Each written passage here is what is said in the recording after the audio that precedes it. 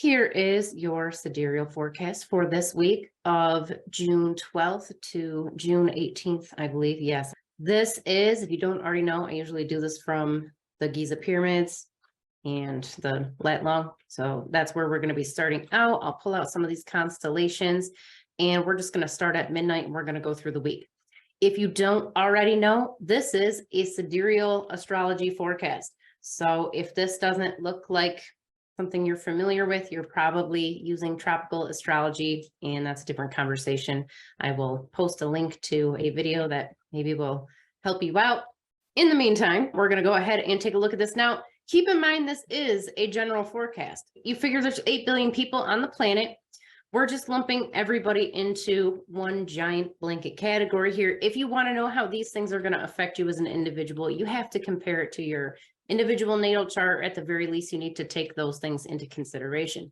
For example, right now, today, the moon is in the tail end here of Cetus, or the western fish of Pisces. If your moon is in Pisces, or you have some prominent planets in Pisces, this type of placement is going to affect you much differently, much more powerfully than it otherwise might somebody else. So just some things to take into consideration. If you are interested in an ancient sidereal astrology reading, I will put the links to all of those things in the video description. Before I forget to tell you, if you join my newsletter, which I rarely send, I literally sent one out in the last 2 years, and I just sent it out the other day. But if you join my newsletter, you will be entered to win a free 1-hour ancient astrology reading of your choice. The sun moves very slowly through the zodiac. If we're using a 30-degree house system, it's taking 30 days for the sun to transit one of the signs or houses. If we're using the actual size of the constellation, it can take a lot longer. Regardless, it's taking a very long time. The moon, however, just whips around the sky in 30 days, a little less, and it is having a massive impact on all of us all of the time, especially when you take the moon phase into consideration. I'm just going to go hour by hour. And as you can see, the moon entered Pisces yesterday, like midday yesterday, Egyptian Standard Time. But as you can see, it is transiting Pisces. It is also going to be entering the eastern portion of Pisces and into Aries in the head of Cetus, conjunct with Jupiter at around 10 a.m. on the 14th. But this entire time that this is happening, while the moon is in the constellation of Pisces, I'm tipping my head sideways because I'm looking at the screen sideways. As this is happening, we're going to be getting all of this Pisces energy, even though technically over on this side of it, we are looking at the moon in Aries. Now, Aries is in all likelihood a very late addition to the zodiac. It is a tiny little constellation. Now, here, let's see if I can zoom out on this. As you can see, these other older constellations are massive. This thing is tiny, but all of this Aries energy that people talk about, really getting this eastern fish of Pisces and the head of Cetus, which was Tiamat. She was the primordial mother in Babylonian mythology. And I'm still tipping my head sideways, so you're going to have to forgive me. I look like something's wrong with my neck. I'm just looking at things sideways. This is very much similar energy over here. We have a lot of overlap, especially on this side. Both of these are very psychic. They're very nurturing, very maternal. This side over here is a little bit more aggressive, a little bit more chaotic, maybe. Whereas over here on this side, we're looking at a little bit more calm down, tame version of Pisces. Both of these are fantastic times to do any type of meditation. And again, this is going into the 14th. It is probably, let me see, it's going to be midday on the 14th Egyptian Standard Time, but this conjunction with Jupiter is going to take place around 10 a.m. on the 14th. But this aside, this entire time frame is phenomenal spiritual energy. Psychic energy, probably going to have some weird dreams, especially with this conjunction with the moon and Jupiter. Expect very intense, sometimes erotic or sexual dreams, especially if you have a soulmate connection or a romantic connection with a romantic partner, even somebody that you're not actually still with anymore. Sometimes they can come through in the dreams. Now, this is much more intense when it happens over here on this fish of Pisces, but we can get a lot of it over here too. You may even have psychic experiences with partners that you have not met before, and that, somebody that you will meet in the future. So hopefully, if you don't keep track of your dreams, this is a good time to start. They should be very strange, very weird. If you have a lot of psychic sensitivity already in your chart, again, I don't know. I haven't looked at your chart probably. Statistically, of the 20 people who will watch this video, I've probably not looked at your chart. But if you have a lot of that sensitivity, this will impact you a lot more. Pay very close attention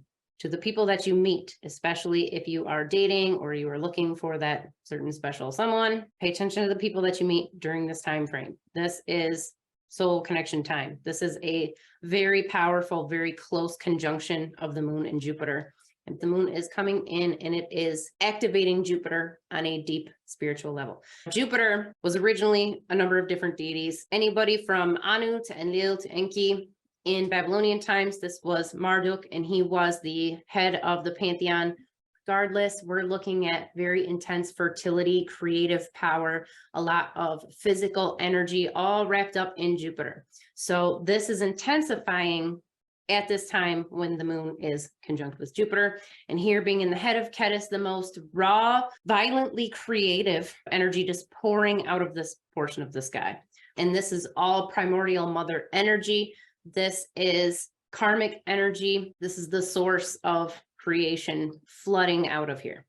So it will intensify romantic experiences.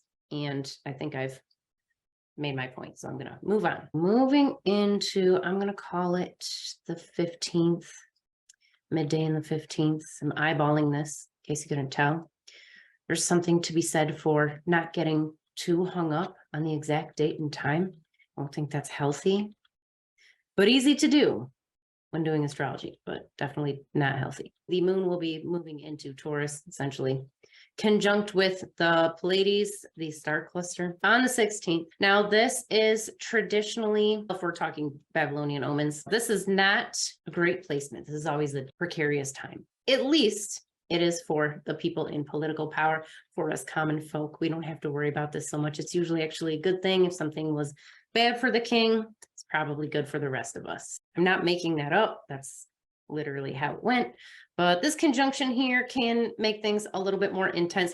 What I will tell you is keep a journal as things are happening to you in life in general and see what goes down during this time. If you're in Egypt, it's going to be like 2 a.m. But anywhere else, you got to do the math on your side and see what your experiences are. And again, factor in that the placements of the planets and the moon in particular in your natal chart are going to dictate how these things affect you. But it will be interesting. Usually, if they hit you once, it's something that you're going to notice, especially when it comes to the moon. So it's something, it's going to happen every month. So just pay attention. That way you can be prepared and you can plan for it the following month. We are going to have this very close conjunction here with the moon and Mercury on the 17th. As you can see, the moon is about to be conjunct with the sun. Don't be alarmed. This happens every month. It's called the new moon. This is a beautiful time for new beginnings. You do have a wonderful window between the time when the moon is dark until that time, from the time that it's not visible to the time that it is visible again. It's like this in-between time where you get to wrap up all of your old month and prepare for the new month. At least I would hope that you are doing that and taking advantage of those things. It is life-changing. Now, at the risk of getting into a very precarious conversation, a difficult conversation for some people, although it shouldn't be, for those females out there, for you biological females or ladies, we're all used to dealing with having this 28-day cycle that affects how we go through life. It affects our diet, our energy levels, whether or not we feel like murdering anyone on any given day. For all you gentlemen out there that don't know what it's like to have inner peace 3 weeks out of the month, and then fantasize about pushing people into oncoming traffic for another week. You can still get all of the wonderful benefits of living and working on a lunar cycle by following the movements of the moon. And this is your perfect opportunity to align with those frequencies, get in touch. I don't want to say with your feminine side. In my experience, the moon is exceptionally masculine, although there is a nice balance in there between the masculine and feminine. If this is upsetting anybody, feel free to comment. I will respond professionally and with love. I'm definitely getting sidetracked though. What was I talking about? Oh yes, time of new beginnings. But let's back up here because this conjunction with Mercury is also taking place right when we have this conjunction over here with Mercury and Aldebaran in the jaw of the bull. This is all Taurus energy just wrapped up right in here. We could say that this is technically like its own little star constellation up here at the top portion and by the Pleiades.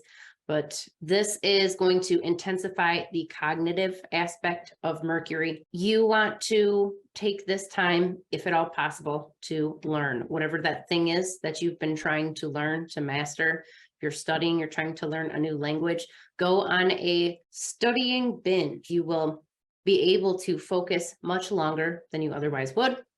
You're going to be able to retain this information, and you can really make some long-lasting changes cognitively in your cognitive capacity if you take advantage of this energy. It does not have to be at the exact time.